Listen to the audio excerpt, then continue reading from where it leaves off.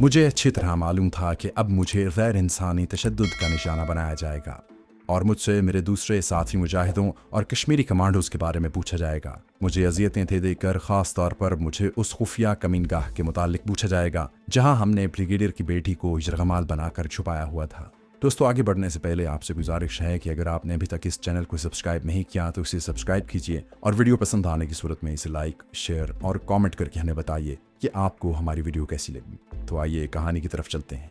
मैंने अपने आप को ज़हनी तौर पर भारतीय फ़ौज की अजियतों और तशद्दुद के लिए तैयार करना शुरू कर दिया। जैसा कि मैं बयान कर चुका हूँ, मुझे होशंगाबाद के जंगल के ट्रेनिंग स्पॉट पर मुजाहिद ने जो कमांडो ट्रेनिंग दी थी उसमें मुझे दुश्मन की कैद में हर तरह का तशद्दुद बर्दाश्त करने की ज़बरदस्त और इंतहाई तकलीफ दे ट्रेनिंग भी दी गई थी। मुझे बताया गया था कि तशद्दुद के दौरान मैंने किस तरह अपने जिस्म को पत्थर बना लेना है, फिर किसी तरह अपने ऊपर नींद बेहोशी और जिस्म पर बेहिस्सी तारी करनी है। इससे अजियत कम नहीं होती, लेकिन एक कमांडो के अंदर उसे बर्दाश्त करने की ताकत दुगनी हो जाती है। हमारी फौजी जीप जिसमें मेरे हाथ पीछे बांध कर बिठाया गया था आगे जा रही थी, दूसरी फौजी जीप हमारे पीछे आ रही थी। इन फौजियों के चाल ढाल और बातें करने का अंदाज और जिस तरह इन्होंने 2 सेकंड में मेरे हाथ पीछे बांध कर रस्सी बांधी थी, इससे मैंने फौरन अंदाजा लगा लिया था कि ये भारतीय कमांडो फोर्स के जवान हैं। मेरा ख्याल था कि शायद मुझे ब्रिगेडियर मुखर्जी के पास चेहरा शनासी के लिए ले जाया जाएगा, लेकिन जीपें उसके बंगले को जाने वाली सड़क के आगे से गुजरेंगी। ये लोग मुझे जाट रेजिमेंट के गैरिजन में ले गए। मुझे क्वार्टर गार्ड में बंद कर दिया। छत के साथ एक बल्ब रोशन था। सलाखों वाले दरवाजे के बाहर चाको चौबंद मिलिट्री पुलिस का मुसल्ला फौजी अटेंशन खड़ा था। मैंने अपनी जैकेट और पतलून की जेबों में हाथ डालकर देखा। मेरे पास कुछ भी नहीं था। जो कुछ था वो तलाशी के बाद निकाल लिया गया। मैं दीवार के साथ लगे हुए लंबे बेंच पर बैठ गया। मेरे हाथ खोल दिए गए थे। सोचने लगा कि जहां से फरार की क्या सूरत हो सकती है। दुश्मन की एक कैद से फरार हर फौजी और हर कमांडो का हक होता है।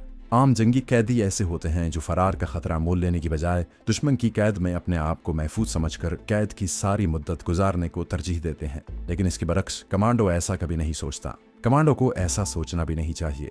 कमांडो किसी भी मुल्क की फौज का वो जवान होता है जिसकी तरबियत पर लाखों रुपए खर्च किए जाते हैं, जिसके पास अपनी रेजिमेंट और पूरे डिवीजन की और जहां जहां अपनी फौज डिप्लॉय होती है उसके बारे में पूरी मालूमात होती है। और उसके अलावा बाज़ ऐसे फौजी राज भी होते हैं जो एक आम फौजी को मालूम ना हो। कमांडो अव्वल तो दुश्मन के काबू नहीं आता। अगर किसी अपनी गलती या बदकिस्मती के बायस दुश्मन के हत्थे चढ़ भी जाए तो वो दुश्मन की कैद में आते ही फरार की तदबीरें सोचने लगता है। आम जंगी कैदी की निस्बत कमांडो की सिक्योरिटी ज़्यादा सख्त होती है और दुश्मन उस पर हर तरह का तशद्दुद करता है ताकि उससे जिस कदर अहम फौजी राज मालूम किए जा सकते हैं किए जाएं। मुझे क्वार्टर गार्ड में बंद करने के बाद 1 घंटे तक कोई ना आया। मेरी कलाई पर जो घड़ी बंदी थी वो उन्होंने अभी तक नहीं उतारी थी। मेरा कमांडो चाकू भी वो ले गए थे। क्वार्टर गार्ड के बाहर कोई 3 मिनट में एक और मुसल्ला फौजी आकर पहरे की ड्यूटी पर खड़ा हो गया था। ये फौजी थोड़ी थोड़ी देर बाद सलाखों में झांक कर मुझे देख लेता था कि कहीं मैं खुदकुशी की कोशिश तो नहीं कर रहा। क्वार्टर गार्ड में डालने से पहले एक भारतीय कैप्टन ने, जो यकीनन मेडिकल कोर का था, मेरा मुंह खुलवाकर मेरे सारे दांतों का भी मुआयना किया था कि कहीं मैंने दांतों में जहरीली साइनाइड ट्यूब तो नहीं छुपा रखी। 2 घंटे के बाद मुझे क्वार्टर गार्ड में से निकालकर मुसल्लाह दस्ते की हिफाजत में एक दूसरे कमरे में ले जाया गया, जहां लोहे के पलंग पर एक गद्दा, एक मोटा कंबल और एक सरहाना पड़ा था। बाकी सारा कमरा खाली था। उसके साथ ही बाथरूम था। इस कमरे के बाहर भी सलाखों वाला दरवाजा लगा हुआ था। बाहर 2 फौजी गार्ड खड़े हो गए थे जो मुझ पर नजर रखे हुए थे। चूंकि मैंने हर अजियत के लिए अपने आप को तैयार कर लिया था, इसलिए पलंग पर कंबल ऊपर लेकर लेट गया। कमरा ठंडा था। मैं जलते बल्ब की रोशनी में दरवाजे की सलाखों और बाहर पहरे पर खड़े भारतीय सिपाहियों को देख रहा था और सोच रहा था कि अगर मुझे मुस्तकिल तौर पर इसी जगह रखा गया और इसी जगह मुझे टॉर्चर करके मुझसे वो राज मालूम करने की कोशिश की गई जो मैं उन्हें कभी नहीं बताऊंगा, तो यहाँ से फरार होने की क्या तदबीर हो सकती है। उस वक्त मेरे जहन में कोई तदबीर नहीं आ रही थी। मैंने आंखें बंद कर ली और अपने साथी कमांडो औरंगजेब की तरफ ख्याल चला गया। मैंने उसे जख्मी होकर सड़क पर गिरते देखा था। खुदा करे वो फरार होने में कामयाब हो गया हो। मुझे इस बात की तसल्ली भी थी और खुशी भी थी कि हमने जिहाद कश्मीर के बुजुर्ग मुजाहिद हाजी सनाउल्लाह डार की बेटी को उसके घर पहुंचा दिया है। आगे मेरे साथ जो कुछ होना था उसकी मुझे कोई फिक्र नहीं थी। वो तो हर कमांडो के साथ हुआ ही करता है और इसलिए कमांडो को हर वक्त तैयार रहना चाहिए। सारी रात गुजर गई। शिमले की इस फौजी छावनी के जिस कमरे में मुझे बंद किया गया था उसकी सलाखों में से दिन की रोशनी अंदर आने लगी थी। रात किसी वक्त घंटे 1.5 घंटे के लिए मेरी आंखें लग गई थीं। बाहर गार्ड बदल चुकी थी। कोई दूसरे सिपाही बाहर गार्ड ड्यूटी पर खड़े थे। उनमें से एक गोरखा था। फौजी पहरे में मुझे बाथरूम ले जाया गया। वापस आया तो एक भारतीय फौजी मेरे लिए चाय का मग और डबल रोटी लेकर आ गया। उसने मुझ पर एक तहर आलू नजर डाली और पलंग पर एक तरफ चाय का मग और डबल रोटी रख कर चला गया। आहनी सलाखों वाला दरवाज़ा लॉक कर दिया गया। मैंने डबल रोटी के साथ चाय पी। मैं समझ गया कि ये लोग अपने हुस्न सुलूक के साथ मुझे मुतासिर करना चाहते हैं। तशद्दुद का ये भी एक तरीका होता है कि कमांडो के साथ अच्छा सलूक किया जाए। उसे हर तरह का लालच दिया जाता है। ये काम पेशेवर चालाक औरतों से भी करवाया जाता है। मैं इस किस्म के तमाम हरबों से वाकिफ़ था। मुझे कोई फिक्र थी तो सिर्फ इस बात की कि अगर इन्होंने मेरी फ़ाइल खोली या इन्हें मेरा पिछला रिकॉर्ड मालूम हो गया तो इनको मेरे सारे पिछले कमांडो एक्शन की तबाही का इल्म हो जाएगा। इन्हें यह भी मालूम हो जाएगा कि मैंने ही द्वारका का फ़ौजी एमुनिशन डंप उड़ाया था। मैंने ही भोपाल बम्बई लाइन पर फ़ौजी गाड़ी को धमाके से उड़ाया था। और मैंने ही RSS के ट्रेनिंग सेंटर के तजुर्बेकार काफिर दहशतगर्दों को हलाक किया था जो पाकिस्तान दहशतगर्दी के लिए जा रहे थे। और मैंने ही अर्जुन सिंह सोढ़ी के बेस में राजस्थान में रामगढ़ वाला भारतीय एटमी सेंटर तबाह किया था। और वो मैं ही था जो अहमदाबाद में रॉ के चीफ के घर हिंदू जैन जोगी बनकर रह रहा था। और उसकी बेटी मीनाक्षी पर अपना असर डालकर मैंने भारत की तखरीबकार पाकिस्तान दुश्मन एजेंसी रॉ के खुफिया राज मालूम किए थे। इनके अलावा मेरे गुज़श्ता कई नामा अमाल में मिलिट्री इंटेलिजेंस को चौंका देने के लिए और भी बहुत कुछ था। मुझे ये परवाह नहीं थी कि भारत की मिलिट्री इंटेलिजेंस को मेरा सारा कच्चा चिट्ठा मालूम हो जाएगा। सिर्फ फिक्र ये थी कि इन तमाम राजों के फाश हो जाने के बाद उन पर यह हकीकत रोशन हो जाएगी कि मैं एक इंतहाई कीमती और ख़तरनाक कमांडो हूँ जिसकी सरगर्मियाँ सिर्फ कश्मीर तक ही महदूद नहीं है बल्कि सारे भारत में फैली हुई हैं। उसके बाद वो मुझे किसी हालत में भी जिंदा नहीं छोड़ेंगे और किसी ऐसे अंधे कुएं में डाल देंगे जहां से मेरी कमांडो ट्रेनिंग और तजुर्बा भी बाहर ना निकाल सकेगा। 2 मिलिट्री पुलिस के जवान आए और मुझे एक फौजी अफसर के पास ले गए। छोटे से कमरे में ये फौजी अफसर अपने काम में मसरूफ था। उसके पीछे दीवार पर भारत के वजीर आजम शास्त्री की फोटो लगी थी। जम्मू कश्मीर के नक्शे का एक चार्ट लगा हुआ था। कमरे के आतिशदान में धीमी धीमी आग रोशन थी। कमरा खूब गर्म था। कैद खाने के ठंडे कमरे से यहाँ आकर मुझे बड़ा सुकून महसूस हुआ। मेरे हाथ खुले थे। मुसल्ला फौजी जवानों ने कमरे में आकर सैल्यूट किया और अटेंशन खड़े हो गए। फौजी अफसर के कांधे पर एक क्राउन लगा था जिससे जाहिर हो रहा था कि वो मेजर रैंक का अफसर है। उसने आंखें उठाकर मुझे देखा, फिर फौजियों को बाहर जाने का इशारा किया। जब वो चले गए तो ये भारतीय मेजर मुझे गहरी नजरों से देखने लगा। उसने मुझे कुर्सी पर बैठने का इशारा किया। मैं कुर्सी पर बैठ गया और समझ गया कि मुझ पर प्यार मोहब्बत की पॉलिसी इख्तियार की जा रही है। इंडियन मेजर ने दराज में से सिगरेट केस निकाल कर मुझे सिगरेट पेश किया। मैंने कहा, शुक्रिया। क्या तुम सिगरेट नहीं पीते? मैंने कहा, पीता हूं मगर इस वक्त जी नहीं जा रहा। भारतीय मेजर के आगे एक फाइल खुली पड़ी थी। वो उसे देखने लगा। इतने में जवान चाय की 2 प्यालियां ट्रे में रखे चला गया। चाय तो तुम जरूर पियोगे। मैंने एक प्याली उठा ली।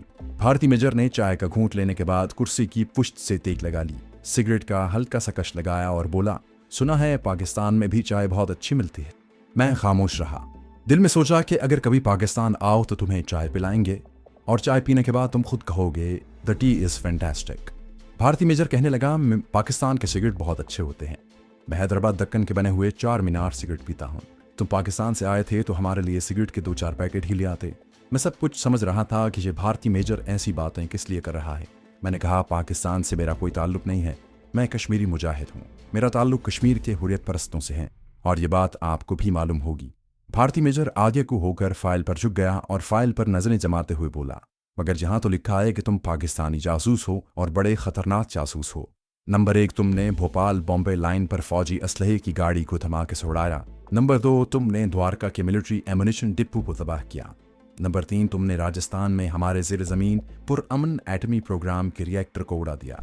और नंबर 4, तुमने हमारे श्रीनगर वाले फौजी कैंप के एमुनिशन डंप में धमाका किया जिससे हमारा कैंप तबाह हुआ और हमारे सैकड़ों फौजी हलाक हो गए। वो फाइल पर अपना हाथ रखकर मेरी तरफ घूर कर देखने लगा। क्या तुम इसे इनकार करते हो? मैंने कहा, यह रिपोर्ट झूठी है। मेरा इन कार्रवाइयों से कोई ताल्लुक नहीं। भारतीय मेजर ने फाइल का एक सफ़ा उलटकर उसे मेरे सामने रख दिया। फाइल में मेरी तस्वीर लगी थी। ये वही तस्वीर थी जो अमृतसर की जेल में उतारी गई थी। मैंने तस्वीर को देखा और कहा, यह तस्वीर मेरी ज़रूर है मगर इन तकरीबी कार्रवाइयों से मेरा कोई ताल्लुक नहीं। ये तस्वीर मुझे नहीं मालूम आपने कहाँ से लेकर लगा दी है। भारतीय मेजर के होंठों पर बड़ी मानी खेज मुस्कुराहट थी। उसने फाइल के 2-3 सफ़े उल्टे और एक सफ़ा मेरे आगे करते हुए कहा, इस तस्वीर के बारे में तुम्हारा क्या ख्याल है? फाइल के सफ़े के कोने में मेरी एक ऐसी पासपोर्ट साइज की तस्वीर लगी हुई थी जिस पर मेरा हुलिया हिंदू साधुओं जैसा था। माथे पर तिलक के 3 लकीरें थीं, छोटी छोटी दाढ़ी थी, गले में मोटे मनकों की माला थी। मुझे याद आ गया, ये उस जमाने की तस्वीर थी जब मैं जैन धर्म के साधु के बहरूप में अहमदाबाद में रॉ के इंचार्ज के बंगले में मुकीम था और उसकी बेटी मीनाक्षी के जरिए भारतीय खुफिया एजेंसी रॉ के पाकिस्तान दुश्मन राज हासिल कर रहा था। और जहां से मुझे मेरा राज खुल जाने पर फरार होना पड़ा था। मैंने कहा, यह तस्वीर मेरी नहीं है, किसी मेरी जैसी शक्ल के साधु की तस्वीर लगा दी है। भारती मेजर ने फाइल बंद कर दी और फाइल पर दोनों हाथ रखकर मेरी तरफ झुककर बोला, तुम जानते हो कि ये तुम्हारी ही तस्वीरें हैं। तुम ये भी जान चुके हो कि हमारी इंटेलिजेंस को तुम्हारे बारे में सब कुछ मालूम हो चुका है। किसी चीज को छुपाने से तुम्हें सिवाय टॉर्चर के कुछ हासिल नहीं होगा। मैं एक मिलिट्री इंटेलिजेंस ऑफिसर की हैसियत से समझता हूँ कि तुमने जो कुछ किया था, तुम्हें एक कमांडो सिपाही की हैसियत से यही करना चाहिए था। ये तुम्हारी खुशकिस्मती है कि इस ओहदे पर मैं मेजर दीवान चंद तैनात हूँ। मेरी जगह अगर कोई दूसरा अफसर होता तो वो कमरे में दाखिल होते ही तुम पर घूसों और ठुड्डों की बारिश कर देता और तुम इस वक्त तक लहूलुहान होकर फर्श पर पड़े होते। लेकिन मैं इंसाफ पसंद फौजी अफसर हूँ। मैंने तुमसे बेहतर सलूक किया है और मैं चाहता हूँ कि तुम भी मुझसे ताउन करो। मैंने पूछा, आप मुझसे किस किस्म का ताउन चाहते हैं? मेजर दीवान चंद कुर्सी छोड़कर आतिशदान के पास चला गया। उसकी पुश्त आतिशदान की तरफ थी। सिगरेट उसके मुंह में सुलग रहा था। उसने सिगरेट मुंह से निकालकर हाथ में पकड़ा और मेरे करीब आकर मेज पर इस तरह बैठ गया कि उसका चेहरा मेरे चेहरे के करीब था। बड़ी धीमी आवाज में कहने लगा, मैं तुमसे तुम्हारी पिछली तखरीबी कार्रवाइयों का हिसाब नहीं मांगूंगा। मैं तुमसे ये भी नहीं पूछूंगा कि राजस्थान, अहमदाबाद और दिल्ली में तुम किन लोगों के पास ठहरे हुए थे। तुम मुझे सिर्फ इतना बता दो कि शिमला में तुम्हारा हाइड आउट कहाँ था, तुमने ब्रिगेडियर साहब की बेटी को कहाँ रखा था और शिमले में तुम्हारे कौन कौन से साथी किन जगहों पर काम कर रहे हैं। मैं तुम्हें अपने तौर पर यकीन दिलाता हूँ कि अगर तुमने हमें अपने कमांडो साथियों के नाम और ठिकाने बता दिए और वो हमारी तहवील में आ गए तो मैं खुद तुम्हें अपनी हिफाजत में इंडिया का बॉर्डर क्रॉस कराकर पाकिस्तान पहुंचा दूंगा। मैं दिल में हंस रहा था। इस भारतीय मिलिट्री इंटेलिजेंस ऑफिसर को ये सब कुछ तो मालूम हो गया था कि मैंने पाकिस्तानी कमांडो की हैसियत से कमांडो एक्शन के जरिए कहाँ कहाँ इन लोगों को नुकसान पहुंचाया है। लेकिन उसे अभी ये नहीं मालूम था कि जिस कमांडो से वो ये सारी बातें कर रहा है वो किस मिट्टी का बना हुआ है और वो कुव्वत यलगार यानी अटैक और कुव्वत मुदाफ़ियत की किस कदर हैरत अंगेज सलाहियतों का मालिक है। मैंने बड़े पुरसकून अंदाज में कहा, मैं ये नहीं कहूँगा कि मुझे अपने हुर्रियत परस्त साथियों के बारे में कोई इल्म नहीं।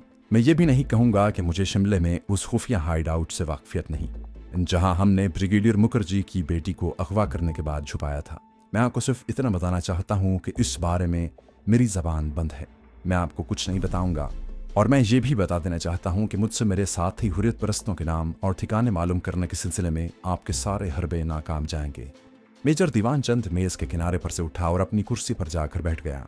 सिगरेट एश ट्रे में मसल कर कहने लगा, ठीक है, अगर तुम यही चाहते हो तो मैं तुम्हें उन लोगों के हवाले करने पर मजबूर हूँ जो तुमसे ये सारे राज उगलवाने में शायद 5 मिनट से ज्यादा नहीं लगाएंगे।